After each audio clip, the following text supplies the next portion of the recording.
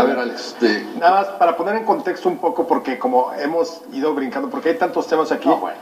En términos históricos, la Revolución Cubana triunfa en 1959, Así que es. significa el término de una década que fue de demasiada opresión en términos de las familias, en términos sociales, en términos de los regímenes en el mundo.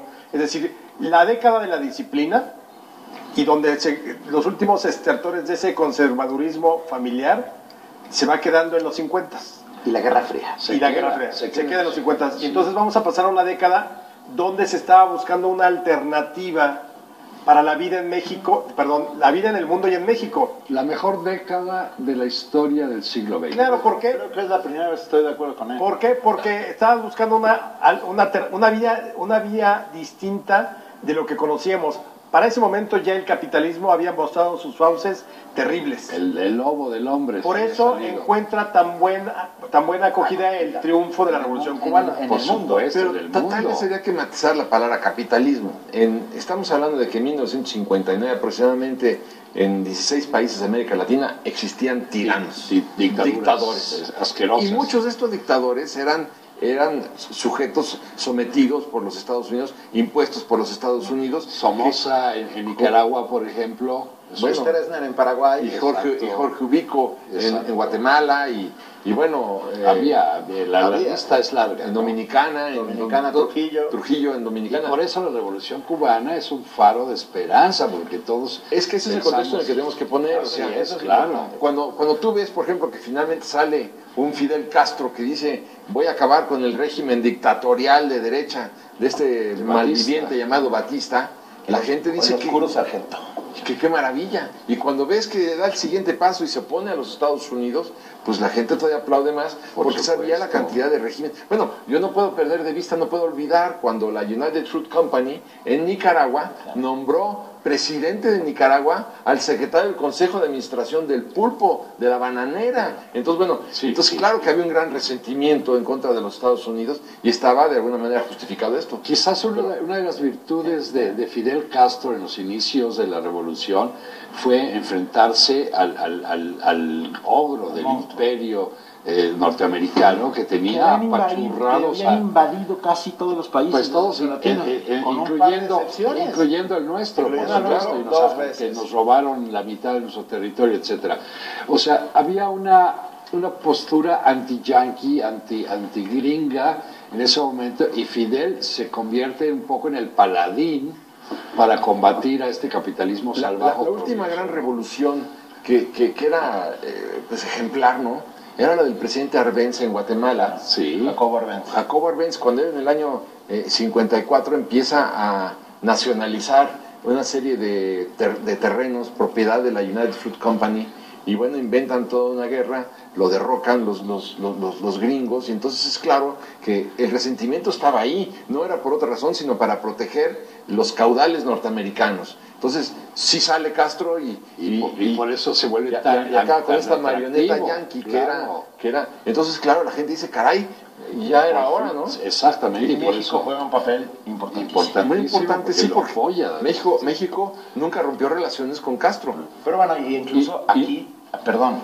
se gesta parte de este movimiento guerrillero, aquí se entrenan, de aquí sale el Granma de Tuxpan, Veracruz, Claro. y es la primera avanzada. A los conspiradores en casa les costará trabajo imaginar que Fidel y Castro y el Che Guevara y Raúl Castro y Cienfuegos y otros revolucionarios notables caminaban en la colonia Narvarte, Bueno, en la Che colonia fue del Valle. fotógrafo en la Alameda. Exacto. O sea, Sí. porque no tenían un peso, de algo tenían que ¿Y vivir. quién da el dinero para el barco, el Granma? Ay, Miguel Alemán. Miguel Alemán. Sí. Miguel Alemán da dinero para financiar el viaje.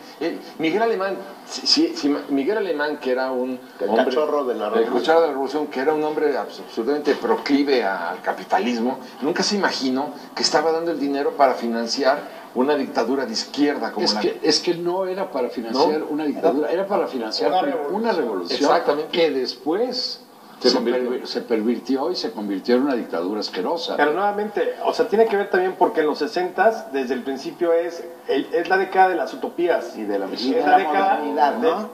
Exacto, la modernidad, el sueño, las drogas, el despertar de una generación contestataria. O sea, insisto, veníamos de una generación que al menos se había disciplinado frente a la autoridad.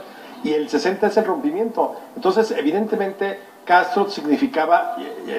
Y hay que reconocerlo, en ese momento nadie pensaba en una dictadura. Pero además pensabas en ese sueño revolucionario, eso es, que la historia había demostrado que había sido un fracaso en todos los aspectos, pero aquí nuevamente se junta con una época donde necesitas alternativas y caminos distintos, y obviamente mucha gente, sobre todo los estudiantes, las juventudes de entonces, se compran el rollo de que el socialismo era la vía. Y claro, ¿quién no iba a pedir una sociedad más justa, más igualitaria, de derechos sociales, de crecimiento para todos? Pues pero es lo que todos quisiéramos. La teoría es una maravilla, pero como decía Winston Churchill, Churchill decía, bueno, hasta los 20 años todos somos comunistas, todos somos socialistas, pero el que después de los 20 años sigue siendo comunista...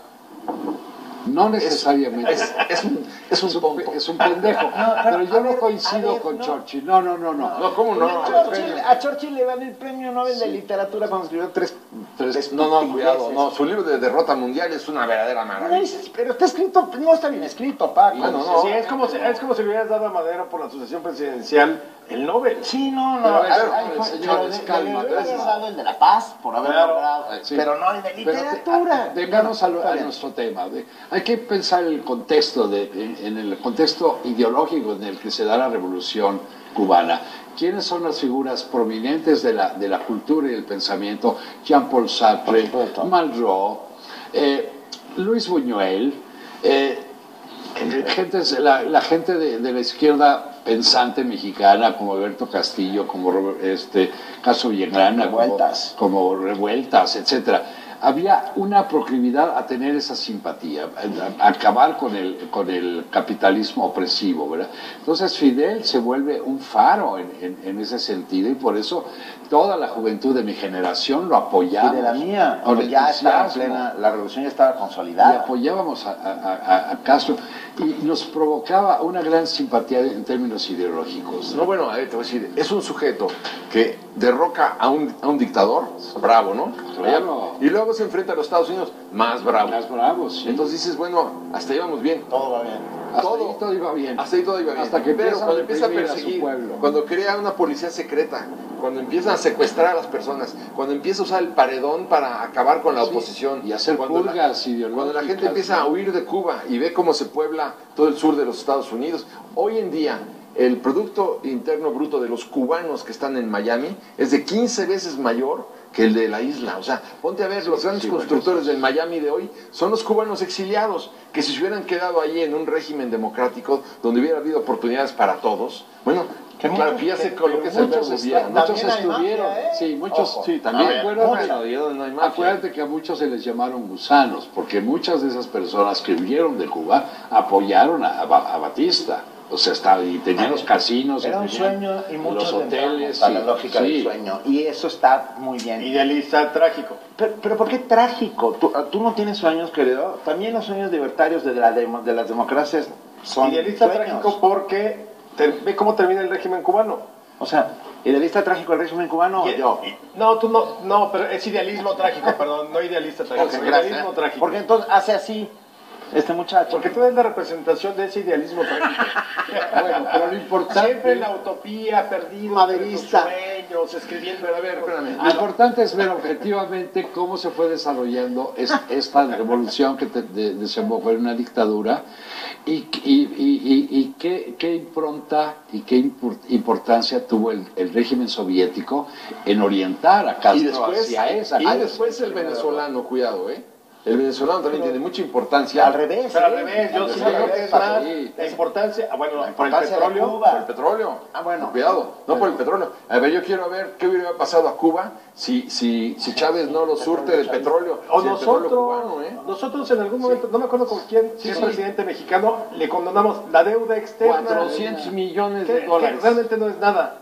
Eso fue el pero ¿no? Claro, o sea, ese tipo de cosas. No, esto fue con Calderón también. Calderón también le perdonó $400 millones. A Fidel. Imagínate, o sea, pero el punto es, el problema es que, como suele suceder con este tipo de caudillos, que son ante todo caudillos, nunca van a ser ciudadanos en el poder. Son caudillos porque llegan con la fuerza de las armas a imponer lo que ellos creen que es lo correcto, con cierto ánimo mesiánico, con cierto ánimo de populista, de es el pueblo. Yo hablo por el pueblo, yo sé lo que quiere el pueblo. Yo soy el pueblo. Y entonces el problema con Castro muchas veces es que termina haciendo de su conflicto, del conflicto entre Cuba y Estados Unidos, un asunto personal. Yo creo que el gran ganador de todo esto es Castro. Castro doblegó a Estados Unidos en el sentido de que no, más bien, no me doblegaste, le dice a Washington Castro. Pero en ese no me doblegaste, ve lo que yo construí como dictadura. O sea, finalmente es un pueblo, o sea, una sociedad que verdaderamente está en un mundo distinto en términos económicos. Sí, una sociedad hambreada. No más que la nuestra. No más que la nuestra en términos demográficos. Entonces, nuevamente vamos a ver, aquí no estoy proponiendo una dictadura. Lo que quiero decir es que las sociedades hambriadas existen en todo el planeta. El número de ricos es de este tamaño y el número de pobres ¿Pero no crees que hay siempre más posibilidad cuando hay más libertades? Yo no. Se demuestra con las democracias mexicana, gringa, etcétera. No lo veo. Yo no lo veo. Este programa sería imposible en Cuba. O sea, ¿qué quieres que te diga? Este programa sería imposible en Cuba. Imagínate. Bueno, es impensable. Ahora mismo este programa era imposible en México. Sí, claro. Bueno, pero nosotros hemos evolucionado y en Cuba no. Hoy en Cuba no se podía hacer esto. Bueno, la semana pasada se reunieron 200 y pico de mujeres para protestar por la reanudación de relaciones de Estados Unidos con Cuba. Y las arrestaron y entonces se complicaron las cosas porque vino de la instrucción de la Casa Blanca o la sugerencia, mientras no liberen a estas mujeres, pues, ¿de qué estamos hablando? Podemos partir del principio de que en Cuba, bajo la dictadura, no existe la libertad. No, claro. Que es el bien más preciado por los seres humanos. Sin libertad, todo lo demás sale sobrando. No importa que haya una buena educación, claro. Importa que haya una buena medicina, no importa que haya unas zafras excepcionales. Si no hay libertad, eso no sirve de nada, porque es una sociedad conducida y una sociedad que fue educada para convertirse en mendigos.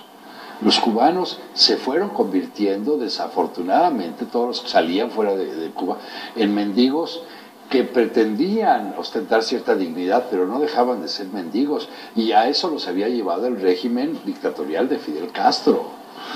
Acuérdense, cuando salía la orquesta sinfónica de La Habana a dar un concierto y regresaba un cuarteto. No, más con esta última reflexión, y brindamos por la democracia, es cuando el comunismo se impuso democráticamente, cuando un solo país votó por la imposición del comunismo y la supresión de todas las libertades.